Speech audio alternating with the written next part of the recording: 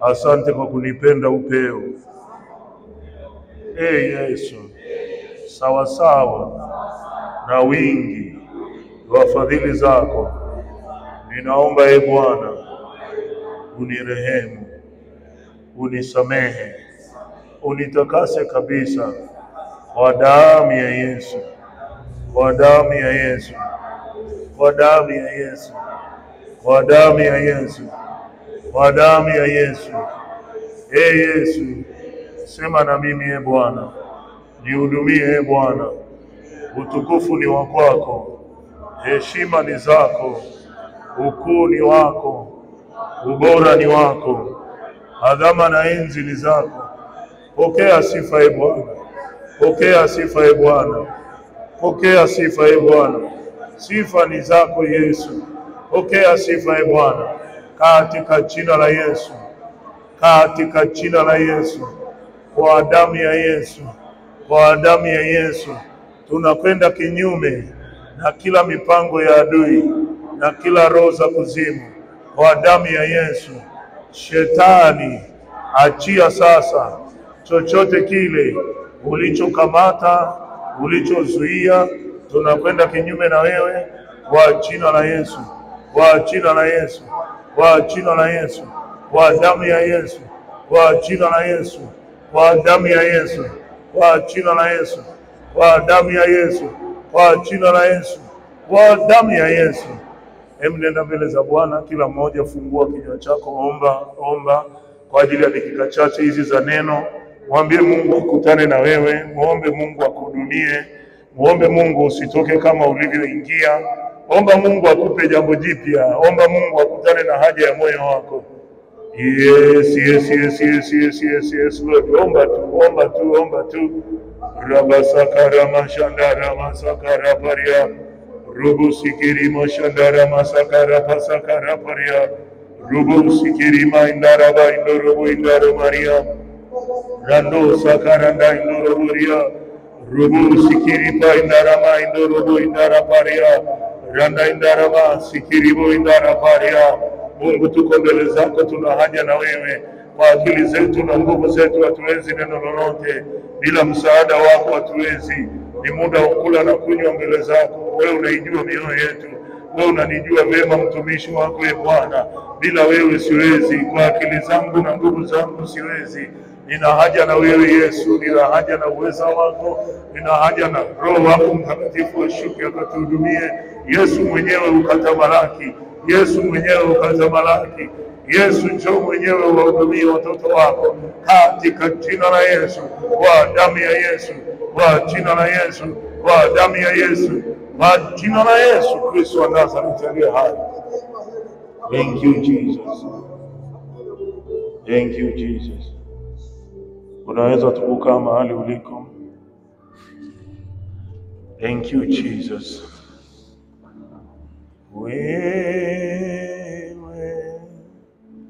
ni Mungu wetu, ni Mungu unayewe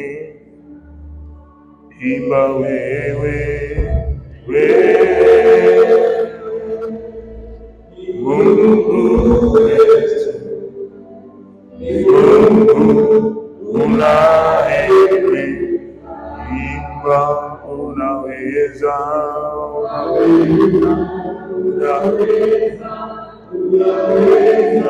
Bwana, unaweza.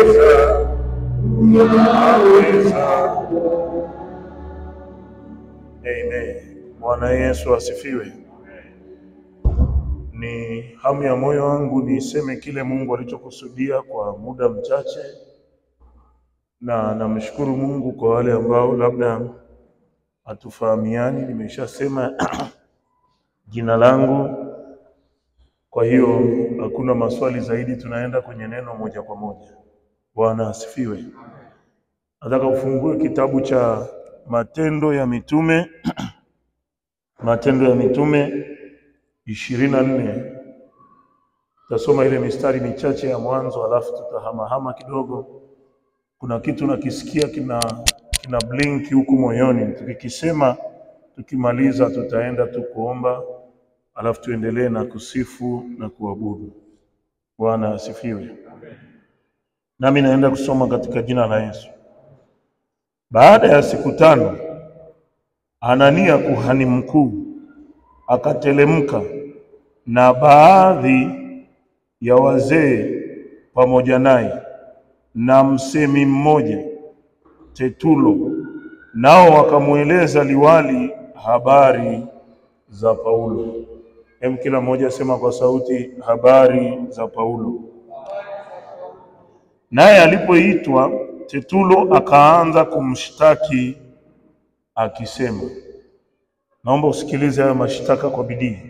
Anasema, kwa kuwa tunapata amani nyingi chini yako, Feliki mtukufu, na kwa maangalizi yako mambo mabaya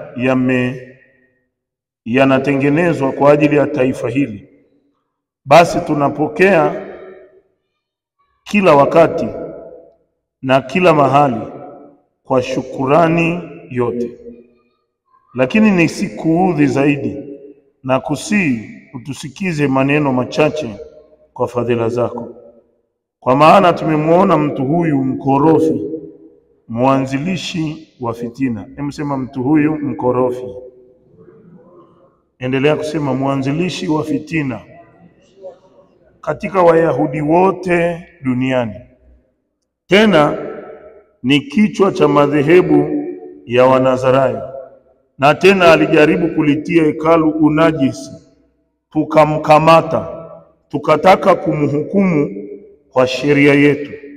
Lakini Lisia jemedari akafika, akamuondoa mikononi mwetu kwa nguvu. Akawaamuru waliomshtaki waje kwako. Wewe mwenyewe kwa kumuuliza utaweza kupata habari ya mambo yale yote tunayomshtaki sisi. Wayahudi nao wakamshtaki wakisema ya kuwa ndivyo yalivyo. Mungu wetu apewe sifa. Siku 2-3 nikiwa na tafakari kuja kujifunza pamoja na ninyi hapa, kati ya kitu kimenisumbua moyoni ni juu ya swala zima la mtu aliyeokoka. Sema kwa sauti, mtu aliyeokoka. Rudia tena kwa sauti, sema mtumishi wa Mungu. Rudia tena, mtumishi wa Mungu. Ongeza sauti, sema mtumishi wa Mungu. Kila mtu anafahamu habari ya Paulo, na kila mtu anajua alikuwa anaitwa Sauli na aliliuzi kanisa, aliua Wakristo, alifanya mambo mengi mabaya. Lakini mwisho wa siku Yesu akamtokezea. Mnakumbuka alipokuwa kipofu, akaekewa mikono, magamba yakatoka. Yesu akamwambia nifuate ama unitumikie, na akaanza utumishi wa kumtumikia Mungu. Bwana Yesu asifiwe.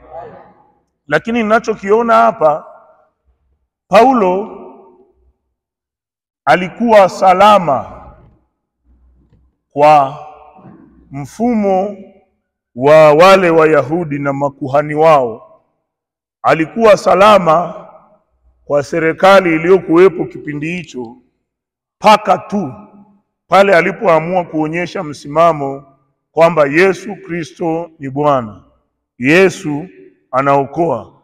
Yesu alifufuka kutoka kwa wafu. Yesu, haleluya.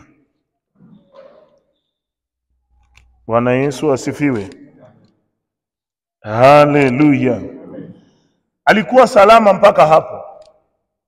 Lakini alipofika tu mahali kwamba kaamua kuokoka, kaamua kuanza safari ya kwenda mbinguni, kaamua kuanza kazi ya Mungu, wale wote waliokuwa pamoja naye alibadilika akawa adui. Sema kwa sauti, adui. Rudia tena kwa sauti, sema adui. Sema tena kwa sauti, adui. Na hakusimama tu kwamba ni mtu mmoja mmoja alimuona adui. Hapana.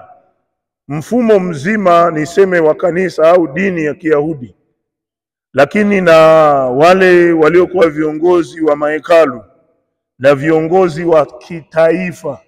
Maana kuna neno taifa limetamkwa hapa. Anasema baada ya siku 5 Anania kuhani mkuu akateremka na baadhi ya Wayahudi wazee pamoja naye. Kuhani mkuu. Sema kwa sauti, kuhani mkuu. Ni kama kusema kuhani mkuu wa Tanzania na baadhi ya Watanzania, au wa Arusha na baadhi ya watu wa Arusha.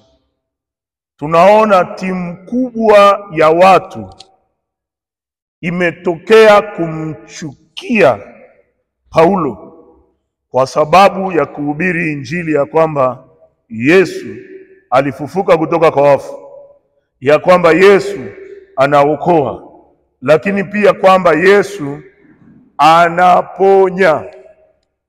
Haleluya. Ukisoma huku mwanzoni utaona kuna vitu vingi Paulo alifanya vinavyoonyesha ishara, miujiza, maajabu yanayoonyesha Yesu yuko na yeye na kuna kazi zinafanyika. Piga kifua, Yesu yuko na mimi na kuna kazi zinafanyika. Haleluya. Haleluya. Tuko wengi zaidi, ongeza sauti, haleluya. Sasa ukisoma hii story nzima unaona walitaka kumhukumu kwa sheria yao. Kwa wale wasiojua, kipindi hiki Israeli ama huku kwa Wayahudi kulitawaliwa na watu wa Italy. Kwa hiyo Italy ilikuwa imetawala huku. Hawa amiri jeshi walioenda kumnyang'anya Paulo mikononi mwa makuhani waliotaka kumuua kwa sababu ya kuhubiri injili walikuwa ni amiri jeshi wa serikali iliyokuwa inatawala Israeli. Walivyoona wanagombana, wamemshika Paulo, wanataka kumuua, serikali ikaenda ikamchukua. Ni kama leo anaweza katokea kibaka mtaani, watu wakasema auawe. Ghafla mkiona defender ya polisi imekuja, huwa wanamchukua, wanasema msimuue kinyamela, twendeni kwenye sheria. Muangalie jirani yako, mwambie twendeni kwenye sheria. Kwa hiyo Paulo akachukuliwa na amiri mjeshi, akawaambia Wayahudi makuhani waliotaka kumhukumu, kama mnataka chochote njoni ofisini, njoni kwenye sheria. Kwa hiyo utaona lengo la kwanza hawa jamaa walitaka kupiga Paulo, walitaka kuua Paulo. Kwa nini? Neno. Sema kwa sauti neno. Sema kwa sauti neno. Mimi namshukuru Mungu, New Life in Christ. Nikiangalia hapa naona wazee wengi wa zamani, kuna pambio nikiimba ambazo sehemu nyingine nikiimba vijana wananishangaa, hapa ili pambio linaweza likaendeka. Amen. Nakumbuka lile pambio, neno litasimama, neno litasimama, mambo lakini neno litasimama, neno litasimama, mambo yote yatapita, lakini neno. Haleluya. Kwa naimba sana miaka 95, 96 ambapo ukiwa umeokoka kijana unaonekana mjinga wa ajabu, unadharaulika, unaonekana huna maana. Ukifika fellowship mnakutana watu wachache, mnaonekana kama kituko, lakini mnachojua tu neno litasimama. Mwambie jirani yako neno litasimama. Vijana wa leo hawasemi neno litasimama, wanasema mpaka kieleweke. Mwambie jirani yako mpaka kieleweke. Haleluya.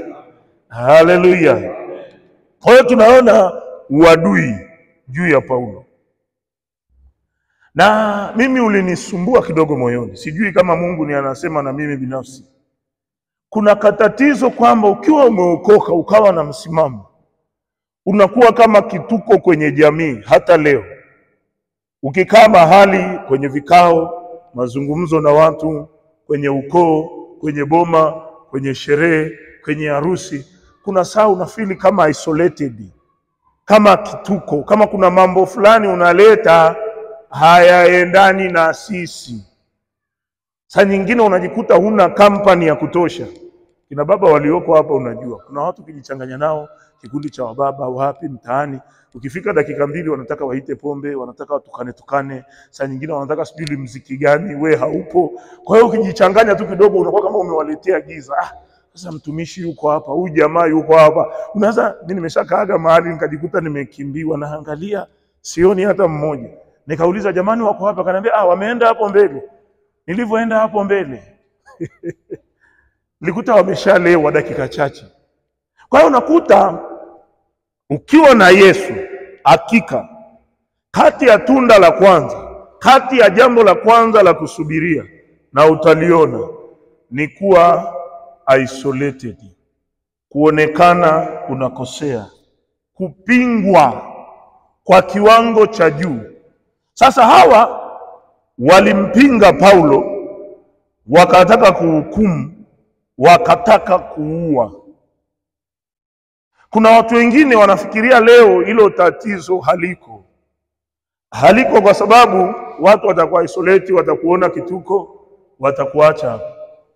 Lakini leo tuna kitu kingine kikubwa zaidi, na mara nyingi kinatuathiri bila kujua. Unapofanya tu maamuzi ya kuokoka, ulimwengu wa roho wa giza unajua. Nyanyua mkono juu na mnaisema unajua. Na ukijua kwenye vikao vya wachawi wanaofanya kazi na mapepo na majini, waga wanasema huyu tumuondoe, hatufai, hatumtaki hapa mtaani. Kama una frame ya biashara mahali, wanaweza kusema huyu akileta maombi yake atatusumbua, aondoke. Sema kwa sauti aondoke. Rudia tena kwa sauti aondoke. Na unaweza kushangaa wewe ukafikiria ni mambo hayapo, kumbe yapo. Ngoja basi nitumie lugha rahisi. Angalia jirani yako, mwambie hivi, wale wachawi pale mtaani kwenu unafikiria wanakupenda kweli?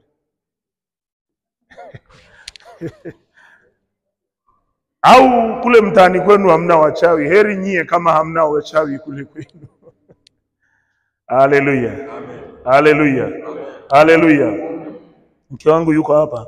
Kuna saa tunaweza tukaenda mahali, ukifika tu hauongei chochote, umekaa, utaona watu wanakubadilikia. Ukimuuliza vipi, anakuambia unajua huyu ana roho nyingine ndani yake, na ile roho imeshajua huyu ana moto wa kimungu.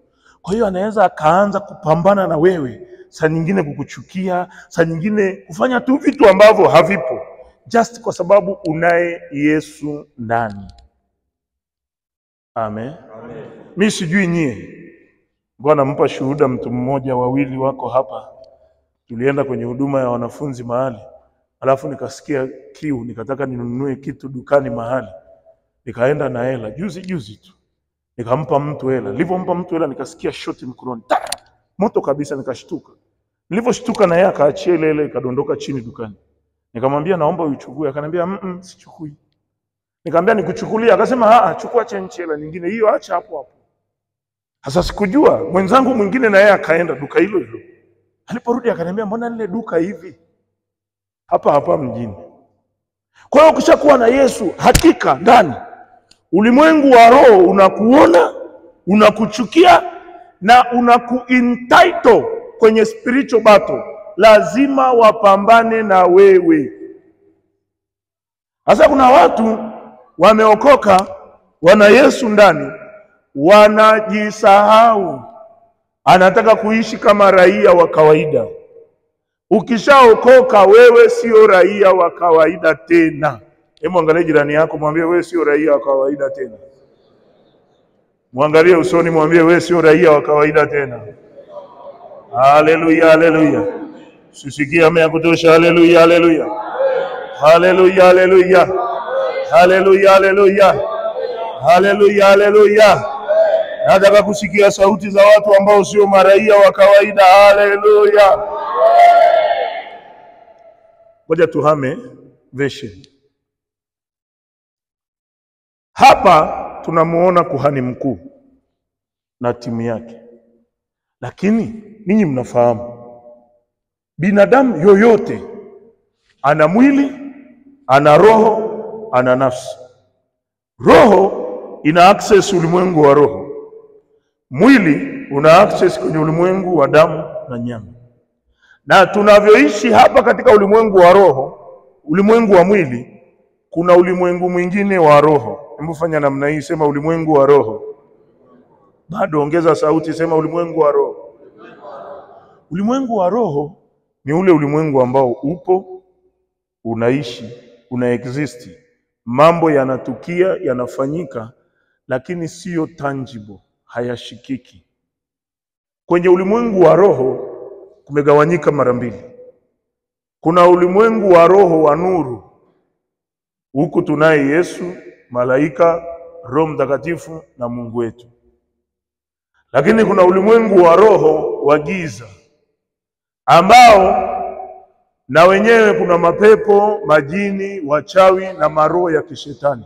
Hebu sema kwa sauti, na maroho ya kishetani. Na yenyewe yana dominio, yana utawala. Waefeso 6 anasema hivi, vita yetu si juu ya damu na nyama, bali ni juu ya falme, mamlaka na nini? Na majeshi ya pepo wabaya na wakuu wa giza hili wapo. Kwa hiyo kama ni jinsi ambavyo sisi makanisani tunagawanya, huyu ni mchungaji wa kigango hiki, wa usharika huu, wa hapa, utakuta kama ni TAG wana wachungaji maeneo, Ngulelo nani? Shangarai nani? Sijui mjini kati mchungaji nani? Sharika zimegawanywa. Kila mahali kuna kiongozi wa kiroho.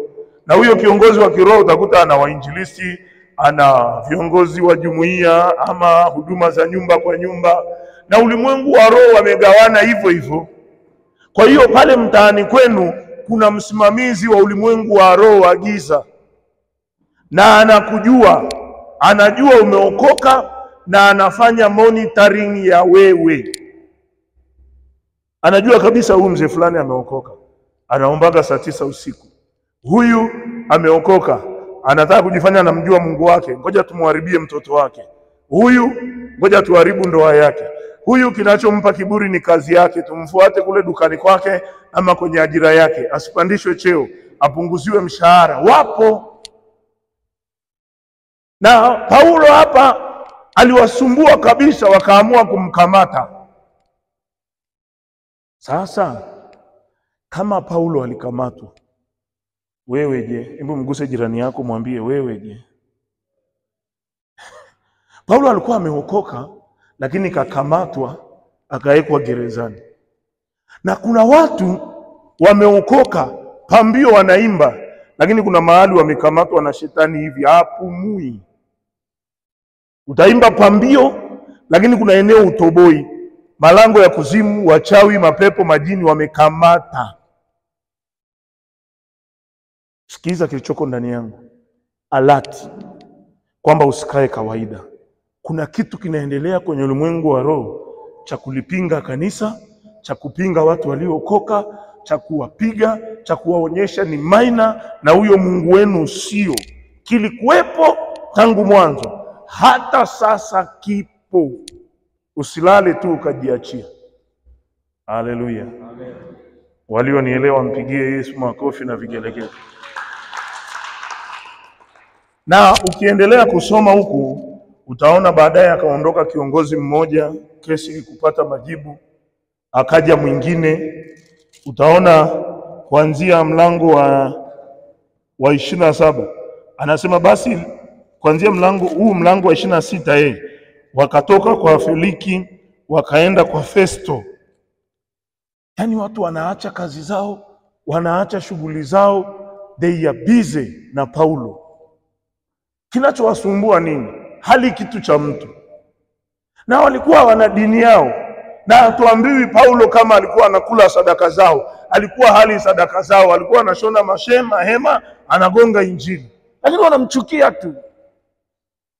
Ukisoma mstari wa mlango wa 27, utaona ile kesi Paulo aliamua ikahukumiwe huko mbele. Hebu fanya mkono namna hii, sema huko mbele. Akasema nyie siwaamini. Ni kama hapa useme tuondoke Arusha twende mahakama kuu Dar es Salaam. Hasa kipindi hicho walikuwa wanatoka hapo Israeli, wanapita bahari ya Mediterranean na boti, wanaenda Italy kwenye hukumu. Wakaingia kwenye boti. Paulo akakabidhiwa afisa wa magereza. na askari wa magereza. Nisikilize kwa nini nakuambia hiki kitu. Wale waliokuwa wanapambana naye pale ni Wayahudi na kuhani wao.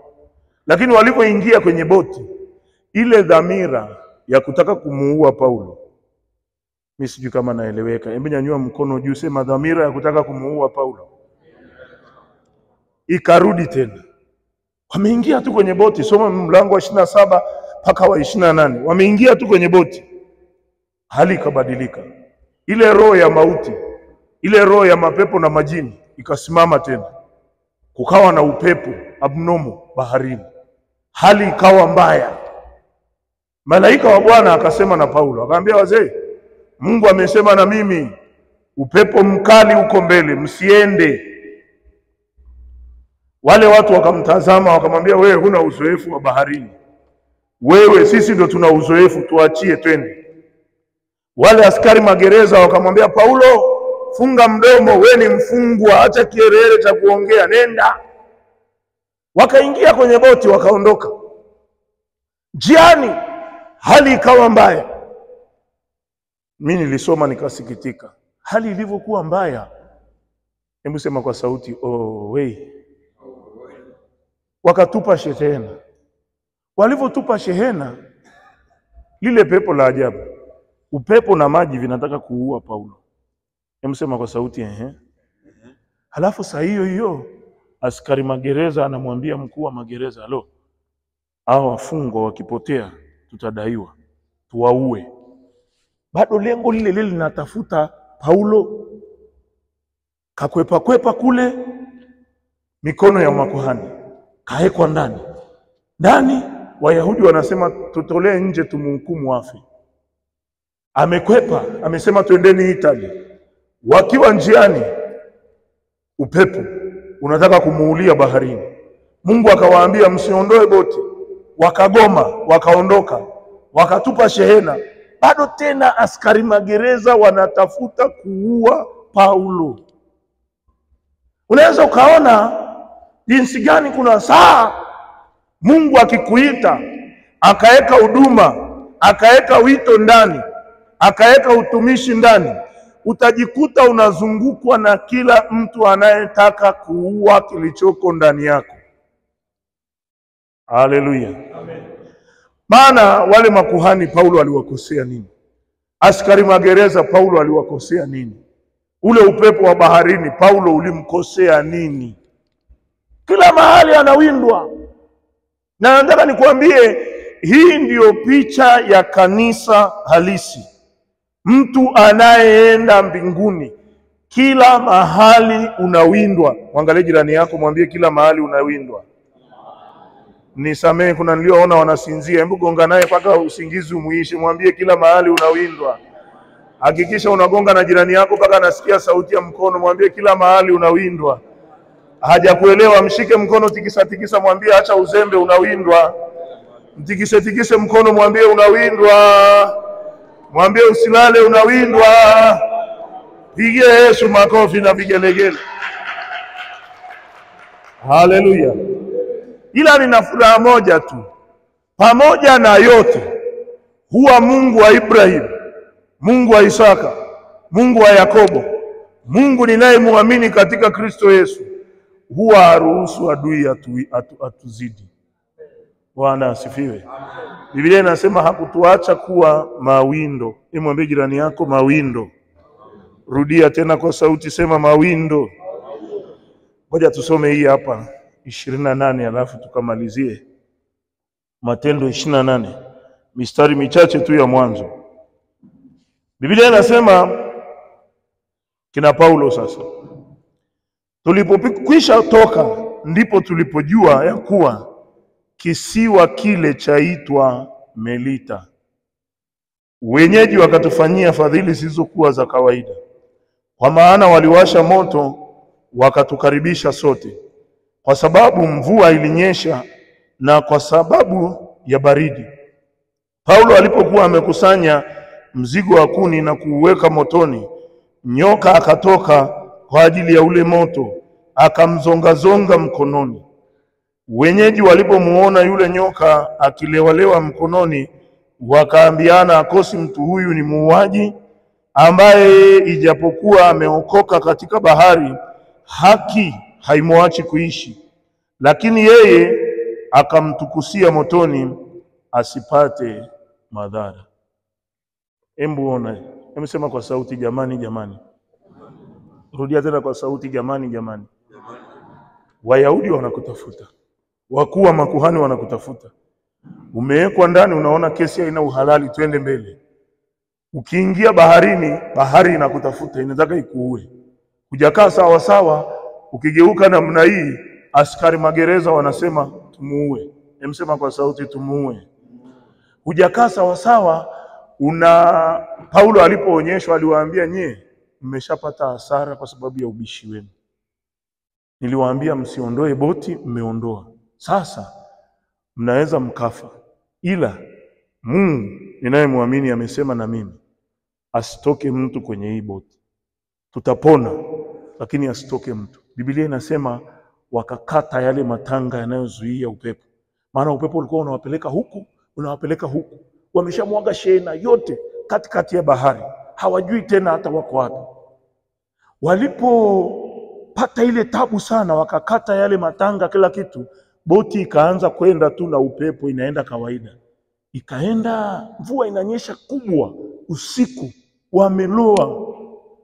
Wakafika mahali kwenye kisiwa kinaitwa Melita. Yaani ile boti ilienda kugota kule. Asubuhi wakaamka wakatoka. Walipotoka, kumbuka hapa karibu na Italy, Mediterranean Sea. Maana hiki kisiwa ukikisoma kiko Mediterranean Sea, na wanasema kinaitwa Island of Refuge, kisiwa cha makimbilio.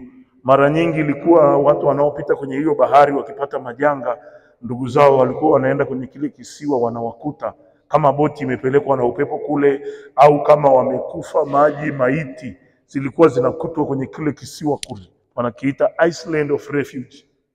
Kwa hiyo walivyoenda wakajikuta pale. Wamekaa pale wenyeji. Nyanyua mkono, sema kwa sauti, wenyeji. Hawamjui Paulo. Hawamjui afisa magereza. They know nothing. Lakini Paulo, sijui ni kupenda kwake, sijui ni kwa sababu alikuwa mfungwa. Maana inawezekana wale afisa magereza, askari bwana wa magereza, saa nyingine Mungu anawaona. Inawezekana leo, "Nyie wafungwa, kaleteni kuni."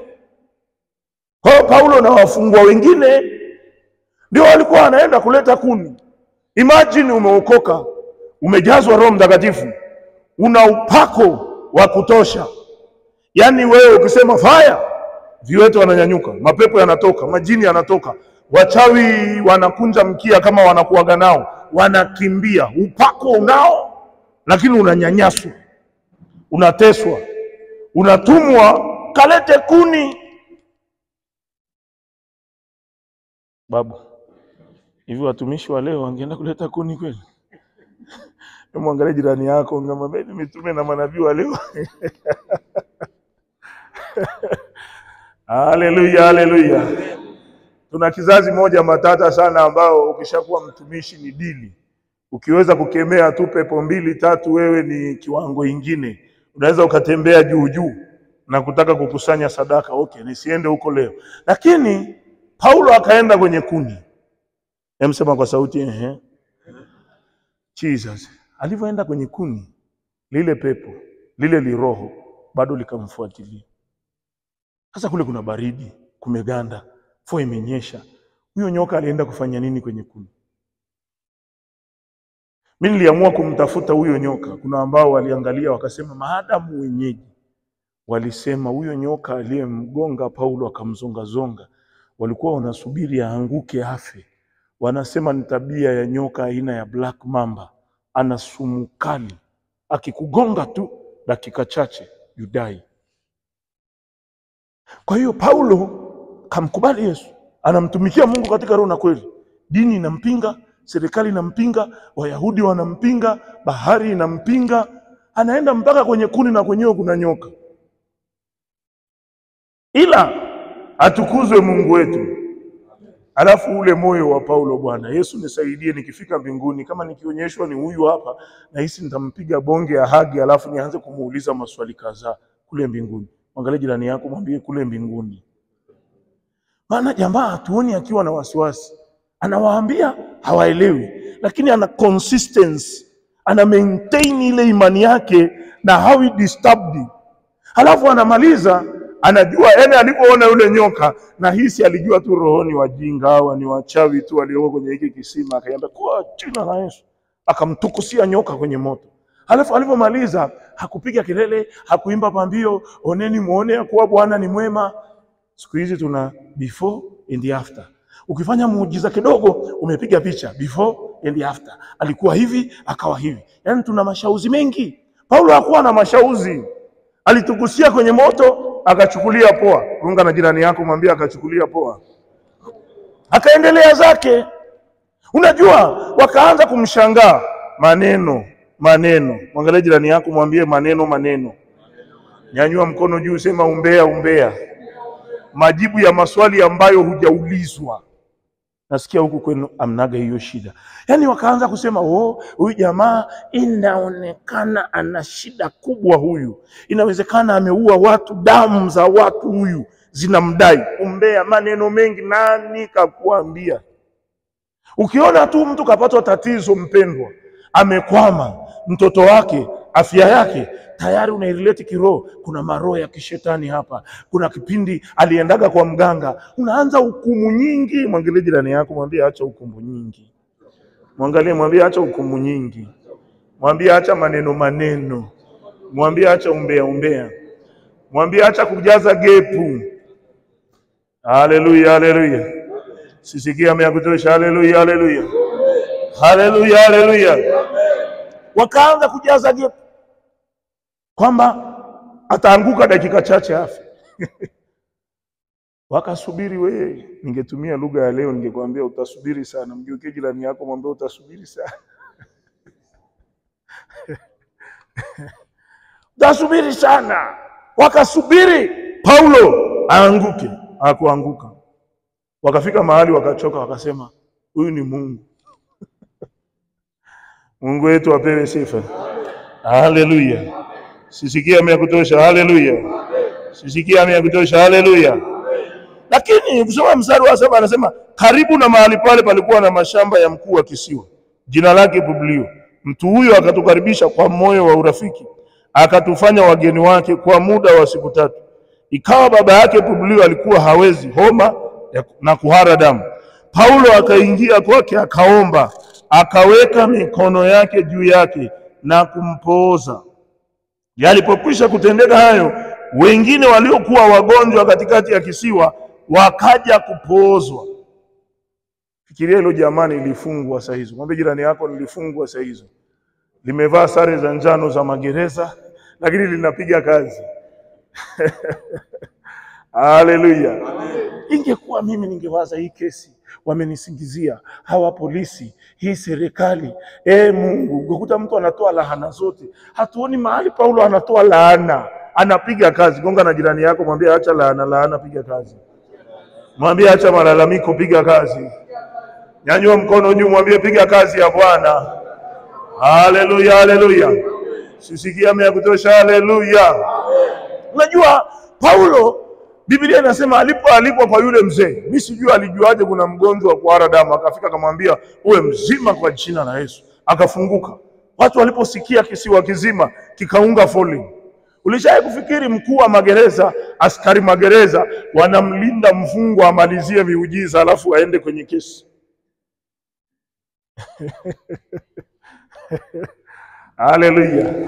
Haleluya. Sisikia ameyakutosha. Haleluya. Najaribu kukuonyesha tu picha ya kiimani. Sasa hivi leo tunachanganyikiwa, maana kipindi kile walifanya tu physical, ilikuwa ni touch ya physical. Sasa hivi tulichonacho kipo, kinaishi, lakini vingi ni vya kiroho. Tunaishi kwenye kizazi cha spiritualities, kiroho. Unakaa na mtu unamuona wa kawaida, kumbe sio wa kawaida. Kumbe mchawi, kumbe ni askari magereza wa ulimwengu wa roho, kumbe ni jini, kumbe ni pepo. Limetumwa kuharibu maisha yako, kuharibu huduma yako, kuua kazi yako, kuharibu watoto wako. Lakini tumejisahau. Amen. Amen. Mungu wetu apewe sifa. Mungu atupe neema kama watu tuliookoka. Tufike mahali tuelewe zamu zetu, tusimame, lakini tuelewe vita tulionayo kwenye ulimwengu wa roho. Sema kwa sauti, ulimwengu wa roho. Sema kwa sauti, ulimwengu wa roho. Bado ongeza sauti, sema ulimwengu wa roho. Bado ongeza sauti, ulimwengu wa roho.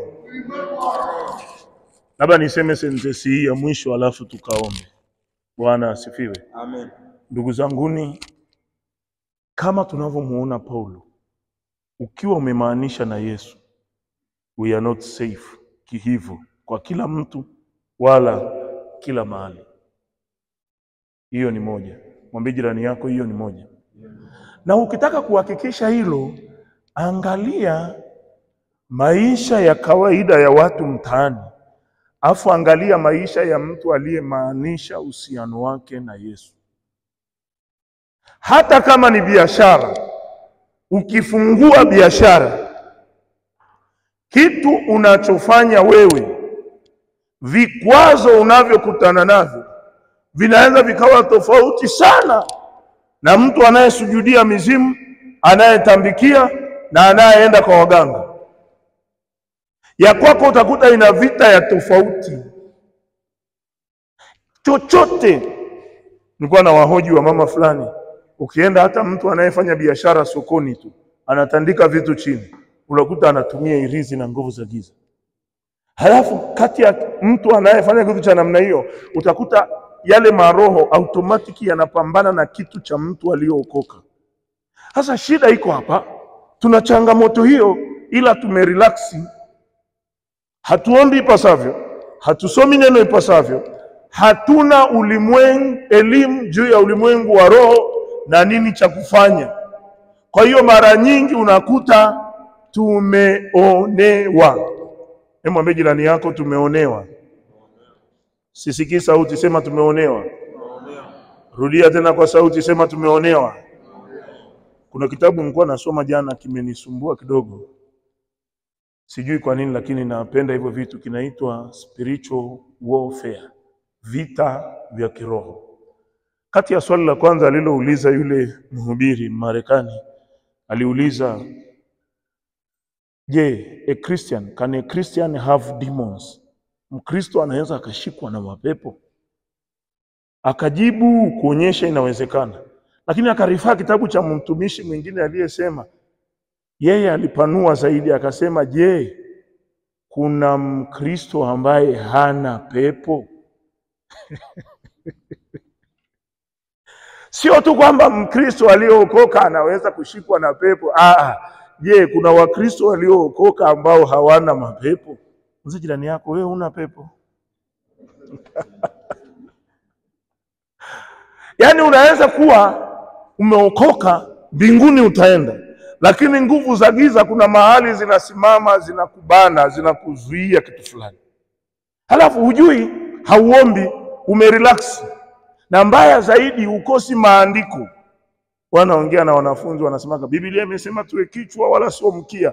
Ukiwakuta kwenye maombi ya kuombea mtihani, raba shakaraba, tutakuwa vichwa na wala sio mkia. Wapendwa Bwana, siku akiwa mkia anakuja na andiko lingine, Biblia imesema mshukuruni Bwana kwa kila jambo. Sasa la kwanza limeenda wapi?